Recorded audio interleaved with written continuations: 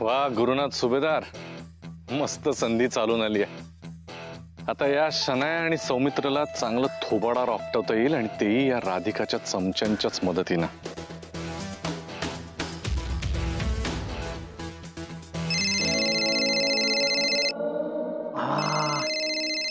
ठरल्याप्रमाणे गुरुचा फोन आलेला आहे.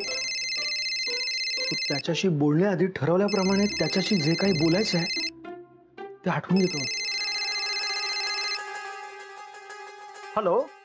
हा, आनंद गुरुनाथ बोलतोय. तुझा नंबर आहे सेव्ड माझ्याकडे अजूनही? नाही म्हणजे मला वेळ लागला फोन उचलायला, कारण मला धक्काच बसला. गुरु मला फोन करतोय. ओ हो हो हो हो, काय बात आहे. आज सूरज कहां से उगा है. ए आनंद, ऐक ना, तुझे हे टोमणे ऐकायला माझ्याकडे अजिबात वेळ नाहीये. हा, तुला भेटायचंय, कुठे भेटू आणि कधी भेटू ते सांग. मी नवीन घर घेतलंय, तुला ऍड्रेस पाठवतो मी. पण नेमकं काय झालं असं अचानक तुला काय भेटायचंय? नाही, हे ते असं फोनवर नाही सांगता येणार, महत्वाचं आहे, प्रत्यक्ष भेटूनच बोलेन. तू ऍड्रेस पाठव मला, मी येतो. ओके. हा बोल माया. गुरु कुठे आहेस तू? का ग, काही काम होतं? हे काम म्हणजे शनाया आणि सामीला भेटायला हवं ना आपल्याला. त्यांना आपली काही मदत लागणार असेल तर आपल्याला करायला पाहिजे. माया ऐक ना, आता माझ्याकडे नाहीये वेळ. तूच एक काम कर ना, तूच तुझ्या लाडक्या मित्राला फोन करून त्याला काय हवंय नकोय, काय हेल्प हवी आहे जरा विचार ना. बरं बरं ठीक आहे, मी करते त्याला call. Okay, bye, take care. वा, आता येणार आहे मजा. जेव्हा माया सौमित्र आणि शनाला घेऊन हॉटेलला जाईल, त्याच वेळेला मी राधिका, आनंद आणि जेनीला घेऊन तिथे धडकलो की होईल मोठा धमाका. शनू बेबी रेडी झालीस का? 5 मिनिट झालंच आहे almost. Okay, kande pohe ready आहेत. Everything is ready and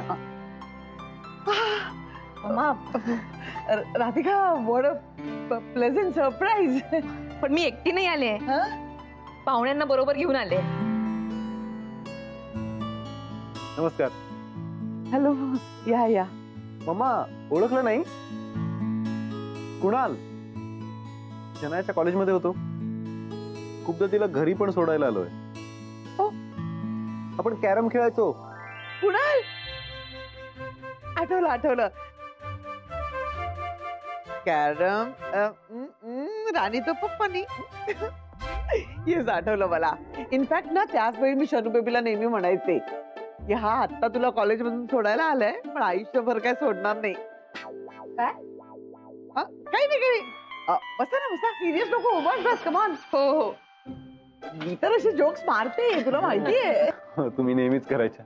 you know it. आता आपण असेच गप्पा मारत बसणार आहोत का? शन्या कुठे? एक मिनिट, बोलवते ना. शनू बेबी.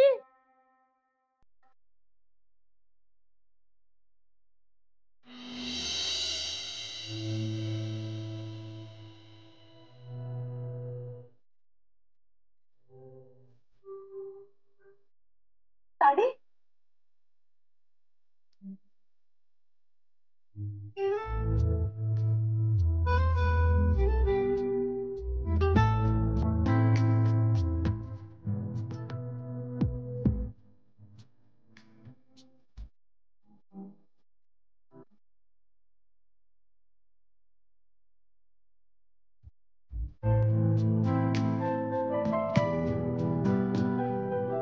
कुणाल, ते काय चाललंय तुमचं? तुम्ही एकमेकांना ओळखता ना? मग असे नुसते बघत काय बसलाय? तू बोल. ऍक्च्युली इतक्या दिवसांनंतर शनायाला भेटतोय तर असं वाटतं पहिल्यांदाच भेटतोय. पण ओळखतो का एकमेकांना शनाया? राधिका, मला नाही, हे पहिल्यांदाच असे एकमेकांच्या समोर आल्यासारखे का वागतायत? मी सांगते. कुणाल, बस ना. शन्या, तू पण बस. प्लीज. मी सांगते. मी बोलते. सुरुवातीला भारतात असताना कुणाल रेवतीच्या कंपनीमध्ये काम करत होता. मग नंतर त्याच क्षेत्रामध्ये शिक्षण घ्यावं असं त्याला वाटलं म्हणून तो US ला गेला आणि आता सध्या तिथल्याच एका मोठ्या चॅनल मध्ये बिझनेस हेड म्हणून काम करतो. ओ हो का? कुणाल बाकी डिटेल मध्ये तूच सांग ना. हा ते हा म्हणजे आता ऍक्च्युली मी इंडियामध्ये लग्नासाठी मुली बघायला आलोय आणि वडिलांच्या ओळखीतल्या 2 मुलींना भेटलो सुद्धा मी, पण फ्रँकली त्यांच्याशी लग्न करावं असं वाटलं नाही मला. सो आणि एक दिवस मी गाडीतनं असं ट्रॅव्हल करत होतो आणि अतरंगी रेडिओ स्टेशन चालू होतं. त्यावरती बिंदू राणीचा शो सुरू होता. हा? तुम्ही ऐकता तो? हो, खूप छान आहे तो शो. मला खूप आवडतो. बिंदू राणी तुम्हालाही आवडतो का? ऐकला असणारच तुम्ही. सेम शनू बेबी सारखा आवाज आहे. है ना? मला पण. आणि तिचा आवाज ऐकला आणि मग मला तुझी आठवण आली. मग मी जरा लोकांकडे विचारपूस केली. सगळ्या लोकांनी माझ्याकडे तुझं कौतुकच केलं. सो माझा याच्यावरती अजिबात विश्वास नाही बसला. कारण मी आधीच्या शनायाला ओळखायचो ना. मग मी राधिकाताईंकडे गेलो, त्यांना भेटलो, त्यांच्याशी बोललो आणि आता माझी खात्री पटावी म्हणून त्याच मला इथे घेऊन आल्या. असं म्हणतात की चांगल्या कामाला उशीर करू नये. स्वतः उशीर न करता Shanaya, will you marry me? तुझं काय मत आहे यावर? हो, तो काहीतरी विचारतोय. हो हो हो. से समथिंग. कांदे पोहे रेडी होते आतमध्ये, तर ते घेऊन येते मी. आयुष्य हे फ्रीज मधले कांदे पोहे. पाणी घ्या. पाणी नकोय. असं कसं? तुम्ही आमचे गेस्ट आहात, पहिल्यांदा आमच्या घरी आलात. चहाने कॉफीने कमीत कमी पाणी तरी घ्या सर. घेतोय माझा आता नाही. Sorry sir.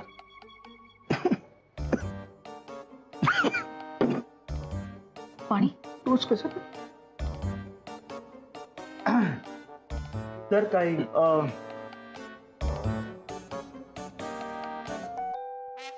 बोल आता काय विशेष? हो, हे बघा, मी आता जे काही बोलणार आहे ते कदाचित तुमच्यासाठी खूप धक्कादायक असेल.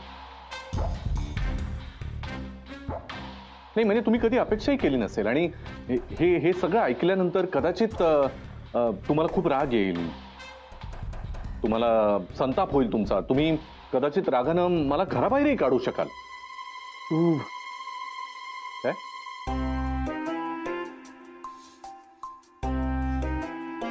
शनाया आणि सौमित्र बद्दल बोलायला आलायस ना? बरोबर.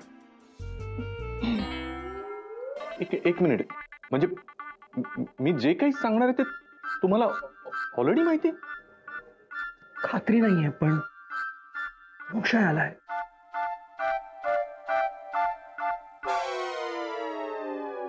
कसं ना, आतापर्यंत ज्या गोष्टीसाठी तुझ्या बरोबर भांडत होतो त्याच गोष्टी आज समय नाही केला यार.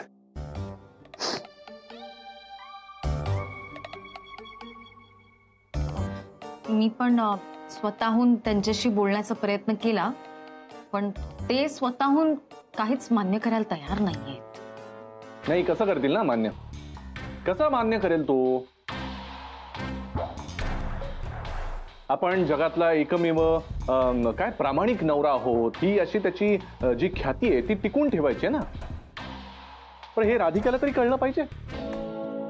नाही, हळूहळू. राधिका हवी नाही. त्यांना सांगण्याची सोय सुद्धा नाही आहे रे आम्हाला. त्यांना काही सांगितलं ना तर ते झापतात आम्हाला. हो ना. आणि सौमित्र आणि शनाया हे चांगले मित्र आहेत. त्यांच्याबद्दल तुम्ही असे वाईट विचार मनात आणू नका असं आम्हाला उलट झापतात मॅम. तर तुम्हीच सांगा आम्ही काय करू? नाही, मला हे माहिती आहे ना सगळं. हे सगळं बदलावं असं तुम्हाला वाटतं की नाही? वाटतं का? नक्कीच वाटतं यार. हा, मग जसं आतापर्यंत माझे डोळे उघडावेत म्हणून तुम्ही राधिकाची हेल्प केली, तसं राधिकाचे डोळे उघडावेत म्हणून हेल्प करा मला.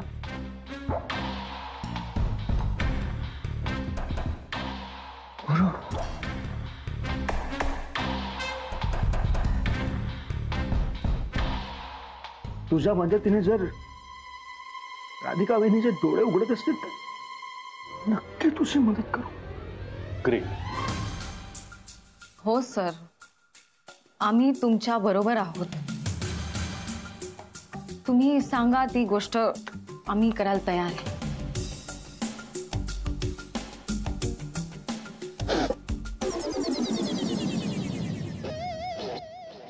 मग ऐका,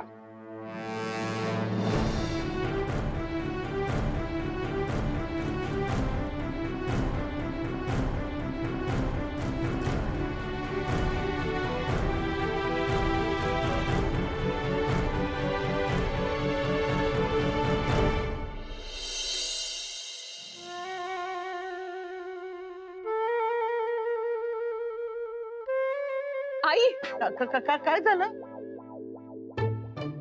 आईच्या हातची चव आहे. सेम आई करतात ना पोहे, अगदी तसेच. कोणी केलेत? आईनी केले का? नाही ते अशान बेबी.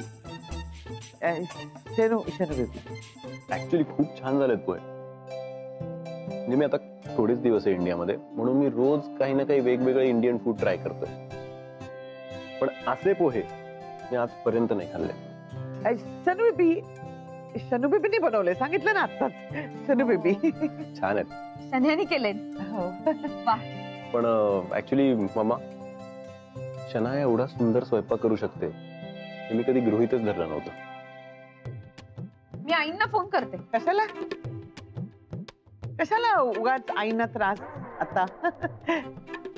नाही तसं नाही. आई नेहमी म्हणत असतात ना की माझ्यासारखे पोहे कोणालाच येत नाही. शन्याला जमले, त्यांना कळवायला पाहिजे म्हणून आईंना फोन नाही, करते. एक काम करूया आपण. तुम्ही आता जाणार ना तेव्हा कळवूया आपण. म्हणजे तुम्ही दोघं जाणार ना तेव्हा आईना हेच कळून जा तुम्ही की शन्याला तुमच्यासारखे पोहे जमले. हो. तोपर्यंत यांचं दोघांचं कळवू. काय करायचं? ठरवूया दोघांचं आता ठरवून टाकू आपण. अच्छा, आपण काय ठरवायचंय ते ठरवतील ना. नाही, हा ठरवायचं काय, माझा होकार आहे. म्हणजे आता तुम्ही शनायाला विचारा, तिचा आहे का होकार? हो, ते काही विचारतात. हो, आधी शनू बेबी कोणाला बोलायची संधी द्यायची नाही. म्हणजे आता इतकी लाजते. हो, लाजू नको. हो ना, आधी समोरच्याला लाज आणणारी ही मुलगी आज स्वतःच एवढी लाजते. मी काय म्हणते, तुम्ही दोघ जण जरा आतमध्ये जाऊन बोलून घेता का? म्हणजे तुम्ही तुमचं ठरवा आणि मग आपण ठरवूया. Great idea. तोपर्यंत मी हे पोहे खाते. छान झाले. शनू बेबींनी बनवलेत ना. आलो. हा या.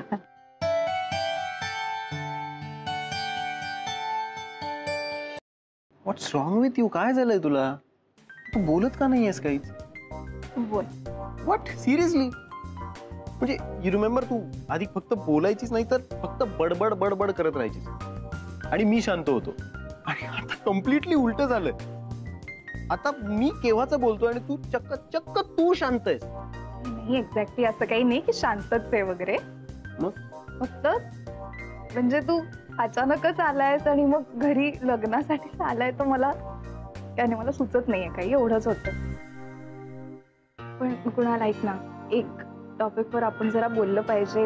येस. तुझं लग्न होणार होतं, म्हणजे त्या बाबतीत मला कारण नाही ऐकायचंय की काय झालं एक्झॅक्टली, पण त्यानंतर कुठे होतास तू, म्हणजे काय केलंस? येस. सो माझं अचानक लग्न मोडलं. त्यानंतर मी काही काळ जरा डिस्टर्ब फेज मध्ये होतो. खूप वेळ लागला मला त्यातनं बाहेर यायला. इनफॅक्ट मला तुझीच मदत झाली त्यातनं बाहेर येण्यासाठी. म्हणजे तेव्हा मी विचार केला की जर शनाया या सिच्युएशन मध्ये असती तर तिनं काय विचार केला असता, ती कशी रिॲक्ट झाली असती, काय डिसिजन्स घेतले असते. आणि मी एक्झॅक्टली तसंच केलं आणि सुखरूप बाहेर आलो त्यातनं बाहेर आल्यानंतर मी फक्त आणि फक्त कामावर फोकस केला. खूप सारे पैसे कमवले. मग आई बाबा परत मागे लागले की आता लग्नाचा विचार कर परत. सो काही मुलींना डेट केलं US मध्ये, बट डिडंट वर्क आउट. म्हटलं आता अरेंज मॅरेज करू.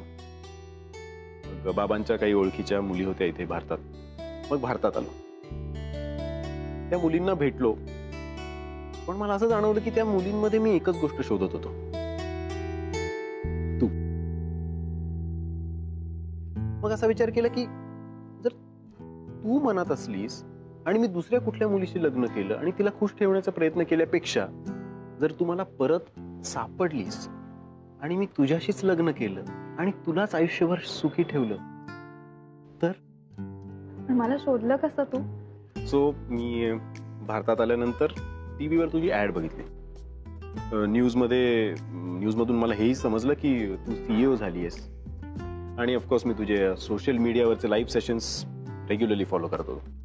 आणि कॉलेजमध्ये तुझी इतकी बडबड ऐकली आहे की त्या बिंदू राणीचा शो ऐकला आणि मला तेव्हाच समजलं की ही तूच आहेस. पण हे सगळं खूप कन्फ्युजिंग होतं. हे कन्फ्युजन दूर करण्यासाठी एकच विश्वासाची व्यक्ती होती, ती म्हणजे राधिकाताई. सगळ्यात आधी राधिकाताईकडे गेलो. तिच्याकडनं सगळं कन्फ्युजन दूर केलं. तिच्याकडनं मला हे समजलं की तू आता बऱ्यापैकी सुधारली आहेस, आय मीन बदलली आहेस. तू आता असं सगळं घडलंय आणि आता मला तुझ्याशी लग्न करायचं. यावरती तुझं काय म्हणणं आहे? जरा तू एवढा कॉन्फिडेंटली कधी बोलायला लागलास? कॉलेजमध्ये किती लाजरा होतास तू, किती शांत होतास. आणि पॉझिटिव्ह पण होतास तू, म्हणजे ह्याच्याशी बोलू नको त्याच्याशी बोलू नको. सॉरी, परत कधीच पॉझिटिव्ह नाही होणार. बघ कुणाल, मलाही एक सांगायचंय तुला. म्हणजे सगळे म्हणत असतील की मी डू यू रिमेंबर की तू पुण्याहून मुंबईला येण्यासाठी जेव्हा निघाली होतीस तेव्हा माझेच पैसे चोरून निघाली होतीस? अरे ना, आता तो विषय कशाला काढतोयस? देते पैसे पण. अरे पैसे परत नाही मागते मी वेडू. तेव्हा मी तुझ्यासाठी कानातलं घेतले होते. इनफॅक्ट ते अजूनही मी जपून ठेवलेत माझ्याकडे.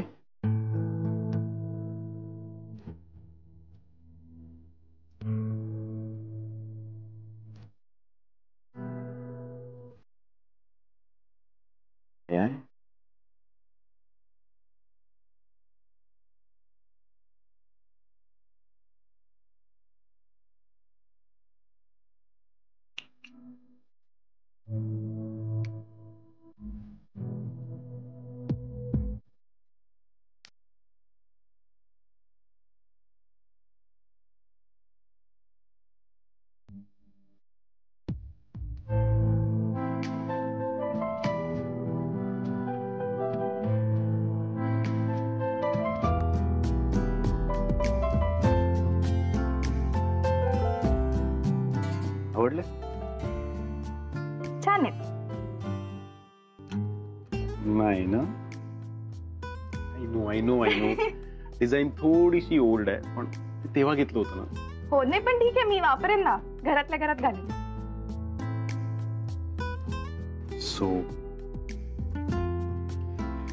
सो ठरलं?